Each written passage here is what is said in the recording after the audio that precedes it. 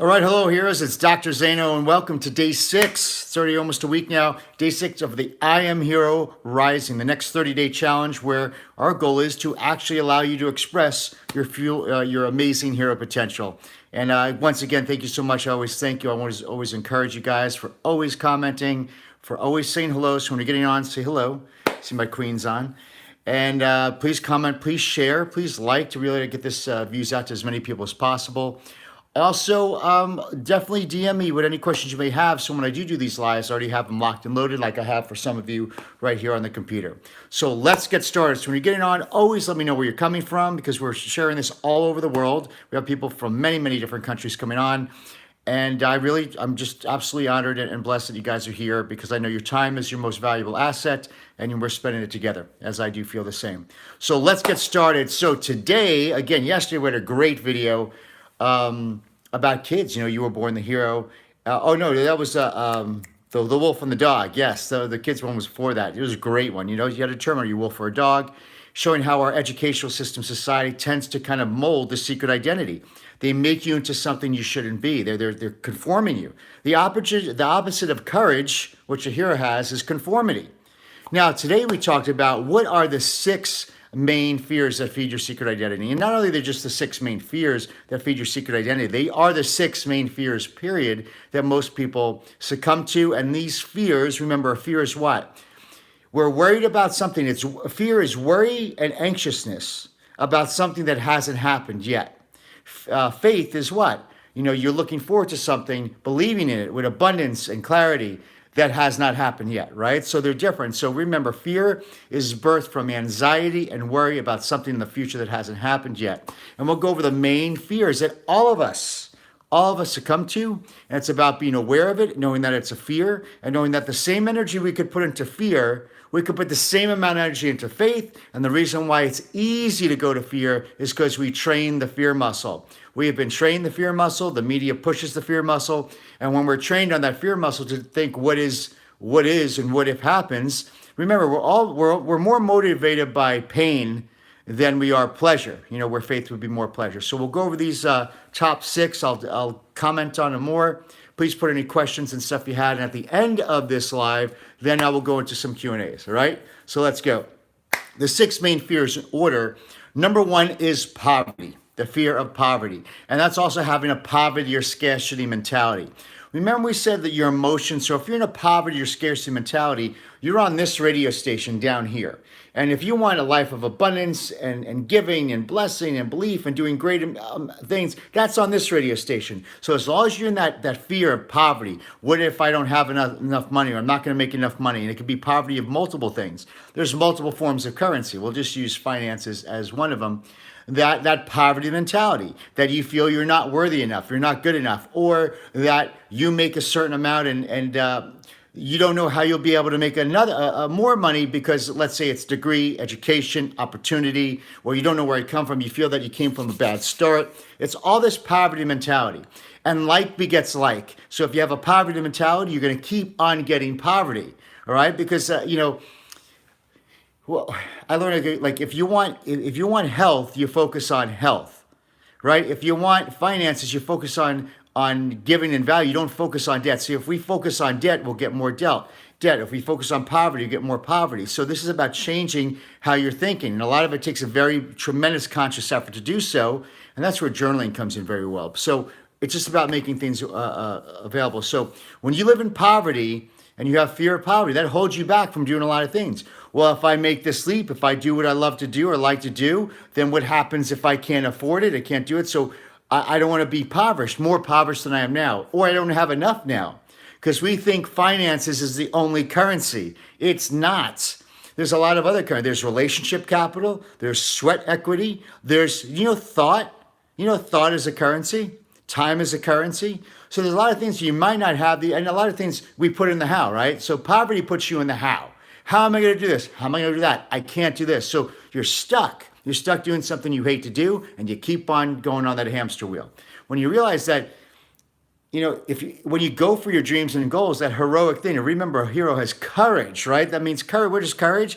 It's going towards something even though you're scared. It's going towards it, even though you have a poverty mentality from teachers teachers, preachers, right? A lot of times in religion, especially Catholicism, there's a big poverty mentality. It's better to give than to receive.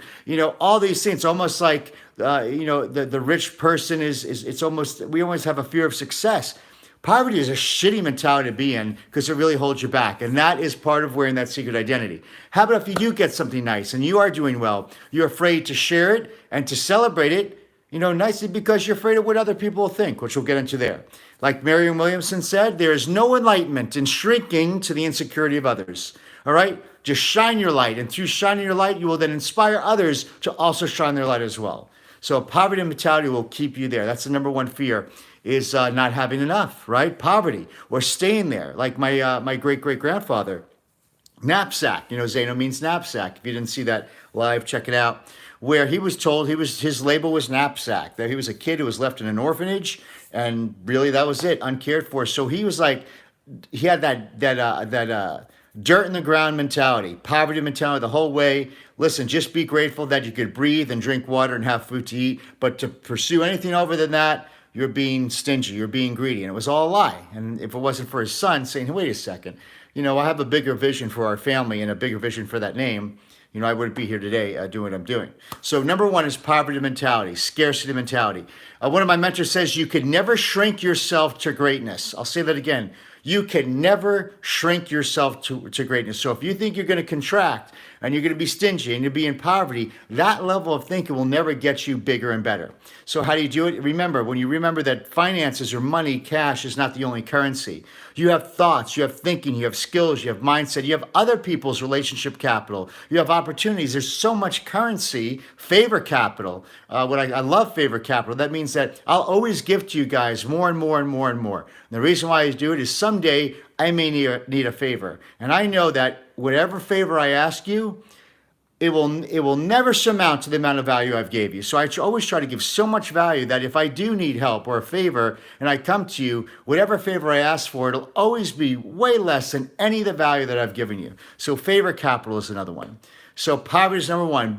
Look in your life. Where do I have a poverty complex? Or where was that social heredity that told me I couldn't do this, or that poverty mindset? The second fear is loss of health. Right? What happens if we lose our health? Today in the healthcare system, I think that's an amazing fear, especially look what happened over the past almost coming on 2 years in a couple months with the pandemic. Look how people were fearful of losing their health. It shut down the world, guys.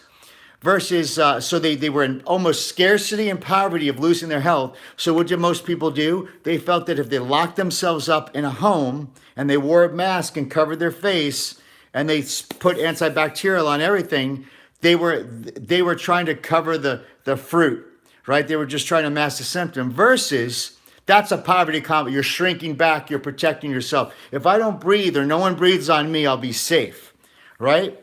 Versus, why don't I become proactive and say, I'm going to take care of my temple, my body, knowing that disease is opportunistic. I'll say that again. A germ does not make you sick.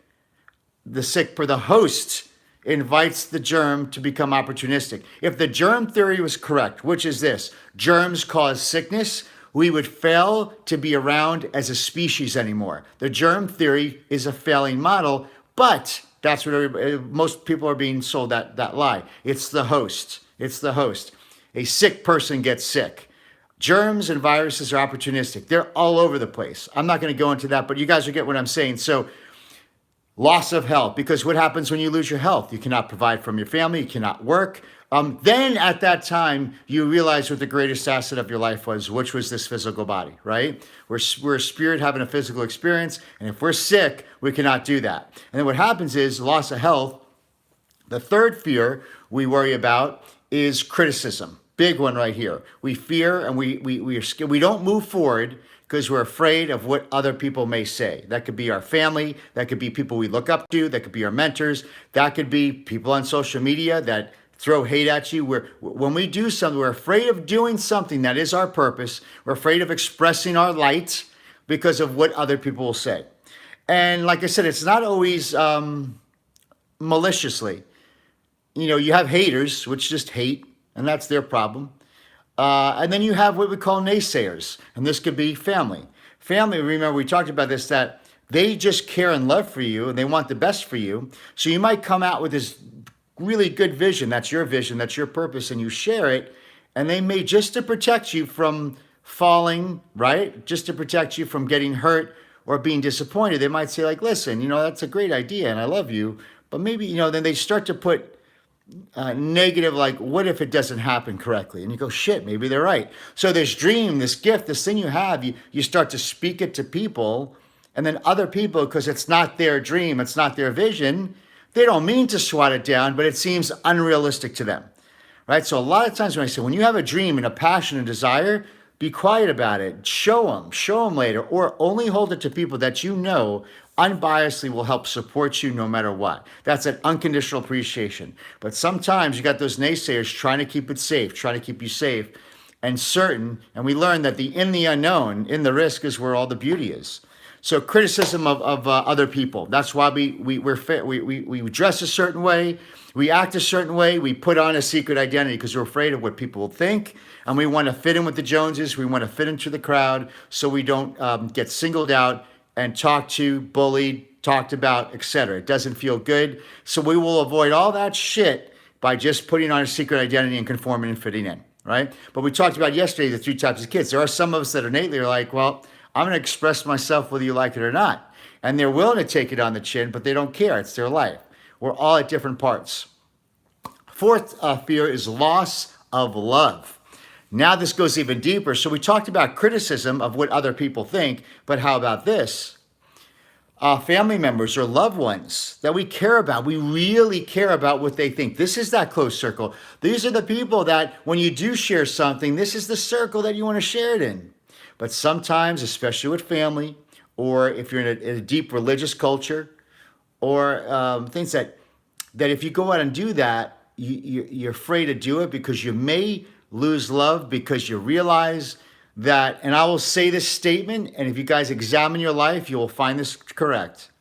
The term unconditional love, I doubt any of us have truly lived under unconditional love. Well, my parents loved me unconditionally.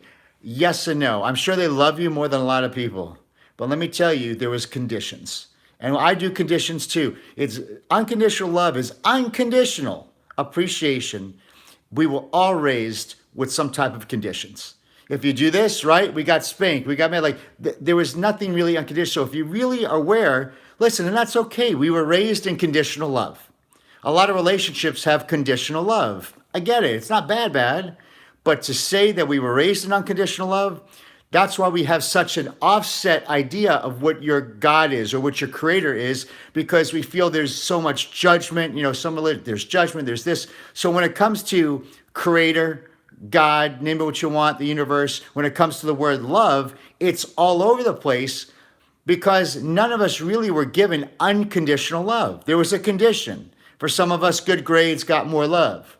When I played good at the piano, my dad took me to Toys R Us, right? That was conditional love. I mean, would he take me if I did bad? I don't know. Or did a shitty job on the piano? I don't know. But it's very easy to throw conditions in there because that's the way we were raised. That's the way our parents were raised, or friends and loved ones. So loss of love, meaning that if I don't do this thing, they may not love me as much.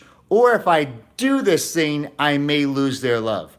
A lot of times relationships divorce, right? You're afraid to get out of a tough relationship or even abusive relationship because maybe your religious culture thinks that divorce is evil or God hates divorce. Listen to some of the stuff you've been told, and you don't want God to not like it, right? You follow what I'm saying? So I'm just giving little examples, but if you really look in your life and across things that we do, when it gets really deep, we fear losing love. We fear losing the love of a loved one because we love love. Why do we love? What do we love in our life? When you realize at the end of your life or during your life, what do we love? We love love. But we love true love, unconditional. So we're always seeking love, and losing love or the effect or the aspect of losing any type of love or appreciation from someone, we hold back. We hold back. It keeps us in our secret identity.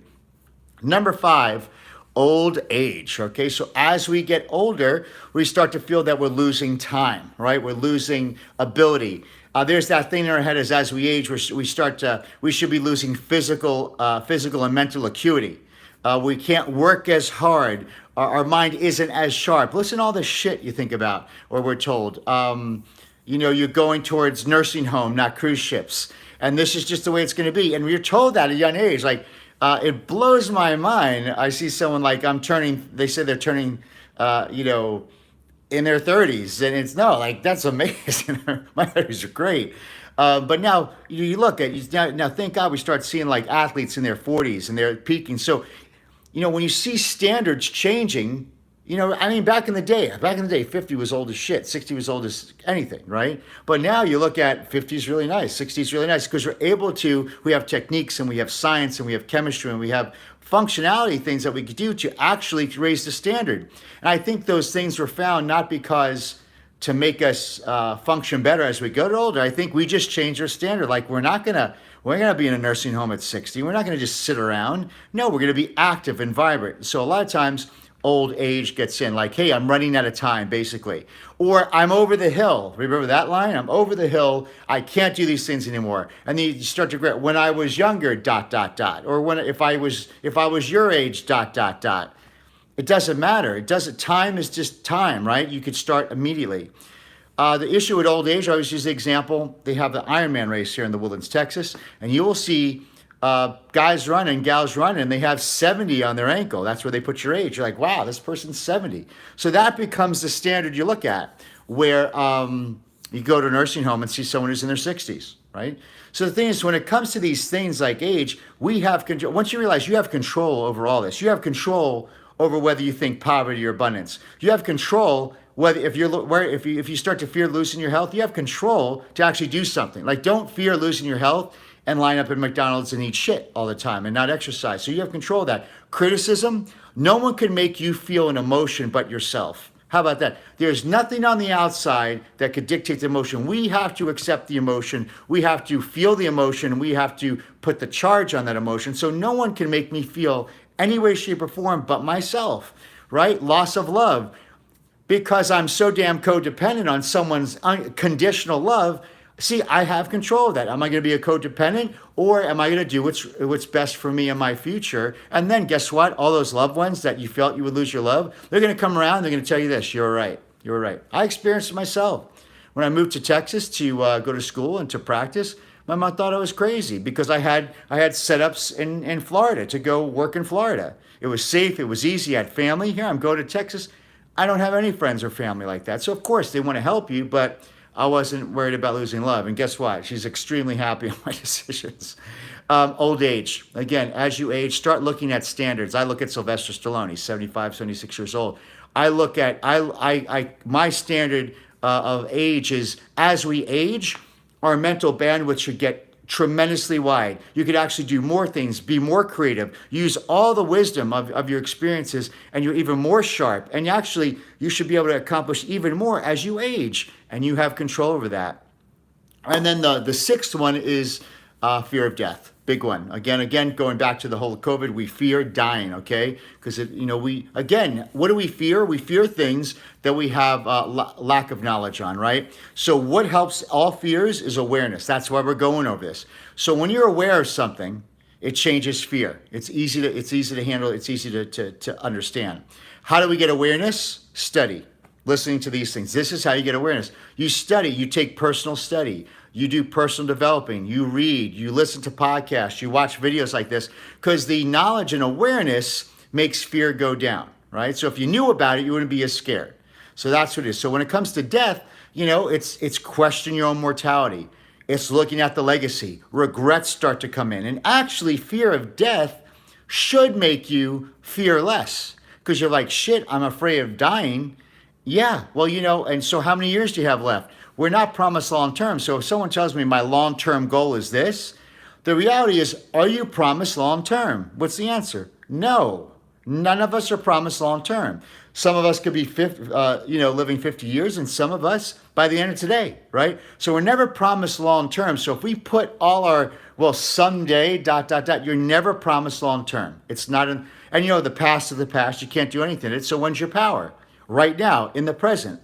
I told you my stepdad Stan. There's no use in looking back in regret and anger, nor is there any use in looking forward with anxiety and fear, but to be present and to be aware of all the opportunities that stand before you and to seize the opportunity, because your opportunities and your skills have an expiration date. So when I procrastinate, I say, well, someday, and I look back and my opportunity is gone. Or I go, someday, and that was the opportunity, I could have talked to that person who didn't. It's being right now is your power. You seize it now and you go. But how exactly? You don't know the how, and that's scary. You're right. But guess what? As you move forward, then you'll have awareness of the how. The how is, if you see the how as the gift, if you see the how is the whole gift. Here's my vision. This is what I want to do in my life. I don't know how I'm going to do it. Shit, I don't know how I'm going to make a living playing the piano, but I love it. So I'm going to move forward. And guess what? The how will reveal itself. I don't know, but damn it, at least I know the act of doing it is my reward. So as the how goes forward, as I go forward, the how will reveal itself, because we're going to have to figure it out. And that's the gift. The gift is not me not only doing what I love to do, and doing and feeling great about it, but the gift is also finding out how to do it. And then when I realize how to do it, then we're gifted through experience to teach others how to do it. There's plenty of people, and we'll get into that as far as the hows. Anything you want to do, someone's doing it at a high level. So that's all. And then thinking about legacy. Looking back, a legacy should not be something that continues after you die. That's an old school way of thinking things. I believe legacy should be something you are living right now. And that means there's no wasting time. There's no procrastinating. There's no sitting on your ass waiting for the day to do what you love to do. Example is Stan Lee. So he did all the Marvel movies. He created Marvel, all the characters. There's hundreds of characters. He literally lived a life, created all these characters, suffered from every one of those fears. He suffered. He could have been afraid of poverty, losing his health. He was criticized by people. What are you doing? You're drawing comics. He lost a lot of love, and he got old. He was in his 90s, but here's the thing. He never let any of those fears get in his way. So here's a guy who made all these characters, Marvel, and then at the end of his life, he got to see all of his characters come to life on the silver screen with the greatest, highest paid actors there were, and he saw his movie or his Marvel characters become the number one grossing movie of all history. And he was able to see it and live his legacy, right? Doesn't that excite you? I don't want, again, I don't get to, but like we hear in the Bible, Moses, he looked over and he saw the promised land. He never made it. See, we're taught this stuff like, oh, we're going to work hard and we won't see the promised land and maybe that's freaking ridiculous. Your job on this earth is to contribute to the forward-moving progress of the universe itself, forward expansion for things to happen that never be done before, and to see your legacy be fulfilled. Why not? Because if you think that someone's going to carry on your legacy, it's not going to happen. I'll tell you why. Because your legacy was for you. Your vision was for you. So for you to think for a second that you're going to impose your vision and your purpose onto somebody else, and for that somebody else to wear a secret identity carrying out your purpose, it's insane. So don't do that to people. Live your legacy. Well, how am I going to do it? I don't have a lot of time. Yeah, no shit. So let's go. Let's get going. Don't let procrastination, don't get all these fears, all these things in your life. Take care of your body so you can live as long quality life as possible. We're not promised long term. So when you look at like a Stan Lee or a lot of people, we're starting to see now live their legacy. Sylvester Stallone, I'll say it again, live in his legacy. Live your legacy. You could reach your legacy and live it, whatever that legacy is. And what is a legacy? It's the stories. You know what legacy? It's the stories on what people remember about you and how you made them feel and how you impacted their life. That's what a legacy is. So you don't have to have this big stand and this. It's like, listen, a legacy is how you made someone feel today. Your legacy is when you checked out at the grocery store and you called the person by their name and say, you know what, I appreciate you. Have an amazing day. That's a legacy. It's the stories people say about you and remember about you and how you gave to them and how you didn't let all this fear in that way. It's when you feel the nudge when you may not be having a good financial time. It's when you feel the nudge to go help someone out financially, to give to them, even though you didn't really have it. That's legacy, guys. So how do you live your legacy? It's by being inspired to go forward and doing the things you want to do in a very heroic manner. That's what it is. So that's the 6 big fears. Now let's go to the things that in the video. If you watch the video, which was an awesome video, the cemetery one, it was really cool. And I came up with that story. It was if you do watch it after, it was a short story. I want to talk about of a man who was dying, and he was dying, and all these figures come into the room. You know, a couple of children, 2 people, a little kid, and a tall figure.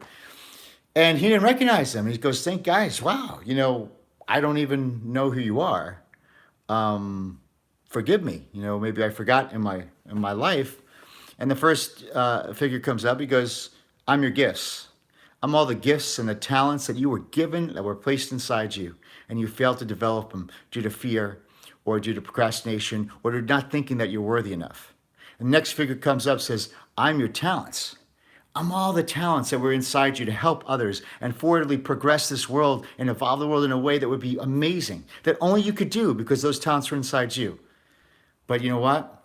You never honed them. You never progressed on them. You were fearful of criticism and you held back." And the third person comes out and says, "I'm your dreams. I'm all the dreams that you had as a little kid. I wanted to be this someday. I wanted to be that someday. And there were those dreams, but you felt you never could do it. And you listened to other people. You shared your dreams with other people, and they naysayed you or they hated on you. And you felt, well, I don't want to be talked about the wrong way. Maybe I am crazy." And you let those dreams over time die. And then the other person comes up, the female comes up, she's like, "I'm your desires. I'm all the desires that you had in your life that you wanted to do someday or become. I'm those dreams, and the desire is something that you were focused on. You would love to do it. It brought you that tear of inspiration." I go, "But what happened? You let busyness of life, you let all the other things get in the way, and you let those desires fall off because you thought, hey, they were just dreams and wishes." And then someone else came in and says, "I am your opportunities. I'm all those opportunities that were right in front of you for you to take and for you to hold and for you to possess. But you looked the other way. You turned your back, and when you turned around, I was gone. My opportunity expired." So all these opportunities to take, because a lot of times we weren't prepared. A lot of times we think, what's luck? They say it's when preparation and opportunity meet. That's luck.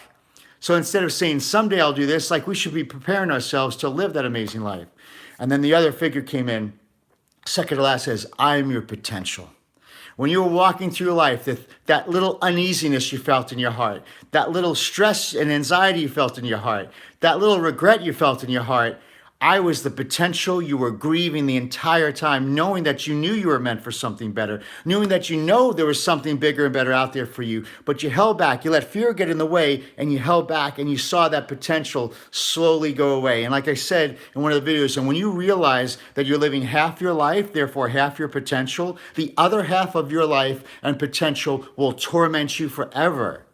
So the feelings of depression and anxiety and worry and all that stuff and numbness, that's all fruit. The root cause is that you're grieving something inside you. You were grieving your potential the entire time. And then the big tall figure comes in and he walks and everybody goes away and he goes, "I am your truth. I am the truth. I am the heroic version you were always created to be. And you never allowed yourself to fully develop and take reins of who you were created to be and express yourself in your true heroic vision." And the tall figure comes up to him and he grabs his hand. He's like, "Old man, we're not here to say goodbye to you. We're here to die with you." And so when you look at it that way, when you realize this is, guys, if you see it, we got one shot at this. And the worst pain in your life is regret. It's the worst thing. I'd rather you take the risk. I'd rather you go for it. I'd rather you learn something. I'd rather you love big. I'd rather you trust big. I'd rather you go for it big and not regret than to hold back and allow these 6 fears to destroy your life, hold you back, be safe, be comfortable, be mediocre, and grieve your whole damn life, looking back going, wow, I could have been so much more. And that's what it comes down to. So it really comes down. So we're going to go into questions now. Tomorrow we have a great one. Remember, all the videos come out at 10 or 11 a.m. in the morning on Instagram and on YouTube. And then we do these lives in the afternoon. So let's do some questions. All right, so just put your questions there. I'll get to them. They could be on anything. All right, let me get this out of the way. And this one out of the way.